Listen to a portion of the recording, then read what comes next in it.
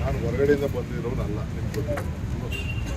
ನಾನು ನಿಮ್ಮ ಜಿಲ್ಲೆ ನಿಮ್ಗೆ ಒಳ್ಳೇದಾಗಬೇಕು ಅಂತಾನೆ ನಾವು ಇದು ನನಗೆ ನಾನು ಇದಕ್ಕೆ ಕೈ ಹಾಕ್ತೀನಿ. ಅದೇ ಬಿಡ್ದಿ ಏನು ಬೇರೆ ಇಂಡಸ್ಟ್ರಿಯಲ್ ಏರಿಯಾ ಮಾಡಿದಾಗ ಕೂಡ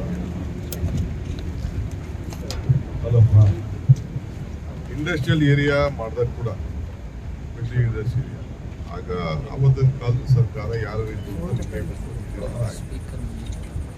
ಅವತ್ತು 16,000 ಎಕರೆ ಹೋಯ್ತು. ಟೊಯೋಟೋ ಬಂತು, ಪೂರ ಎಲ್ಲ ಇಂಡಸ್ಟ್ರೀಸ್ ಎಲ್ಲ ಆಯಿತು.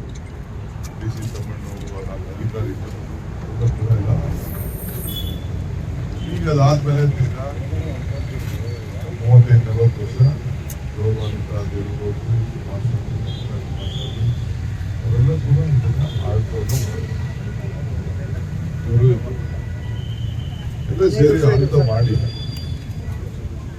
ಮಾಡಿ ಕೊನೆಗೆ ಅವರು ಈ ಟೌನ್ಶಿಪ್ ಆಗಬೇಕು ಅಂತೇಳಿ ತೀರ್ಮಾನ ಮಾಡ್ತಾರೆ.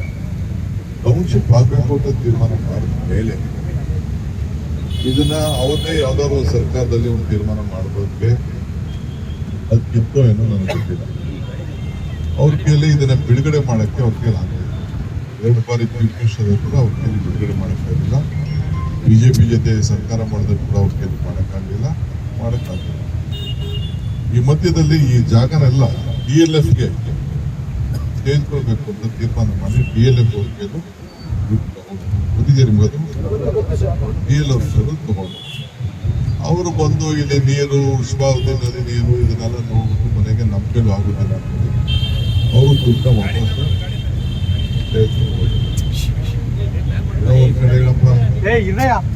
ಆಯ್ತಾಯ್ತು ಬಿಡೋಲಿ ವಾಪಸ್ಸು ತೆಗೆದುಕೊಂಡು ಹೋಗಿ ಈ ಮಧ್ಯೆ 9,000 ಎಕರೆ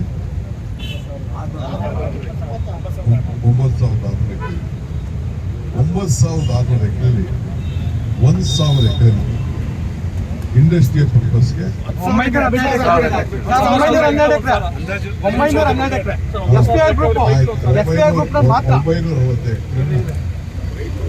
ರೈತರು ಒಂದು 10%, ಯಾರು ಒಂದು 10% ನಂಗೆ ಗೊತ್ತಿಲ್ಲ. ಶಿವಕುಮಾರ್ದೋ ಬಾಲಕೃಷ್ಣ ಕೊಡೋದ ನಿಮ್ದು ಒಟ್ಟೊಳಗೆ ರೈತರಿದ್ದು ಅವರು ಬಂದು ದುಡ್ಡು ಇಸ್ಕೊಂಡು ಒಂದು 75 ಲಕ್ಷನೋ 1 ಕೋಟಿನೋ ಹೆಚ್ಚು ಇಸ್ಕೊಂಡು 1 ಕೋಟಿ ಸರ್, ಮೇನ್ ರೋಡ್ 1 ಕೋಟಿ 35 ಲಕ್ಷ, ಸಬ್ ರೋಡ್ಗೆ 1 ಕೋಟಿ 1 ಕೋಟಿ ಇಸ್ಕೊಂಡು ಮಾಡಿದ್ರು. ನಾನು ತಗರಾಜಿ ಕೊಟ್ಟೆ. ಯಾರು ಒಬ್ಬರು ಏನಾದ್ರು ನೀವು ಮಾತಾಡಿದ್ರ ರೈತರಿಲ್ಲ ಅಲ್ಲೇ ರೈತರಿಲ್ಲ ಯಾರೋ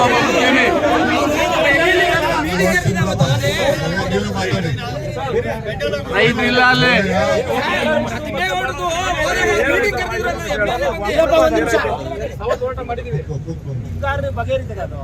ಅವತ್ತು ಕೂಡ ಒಂದು ತೀರ್ಮಾನ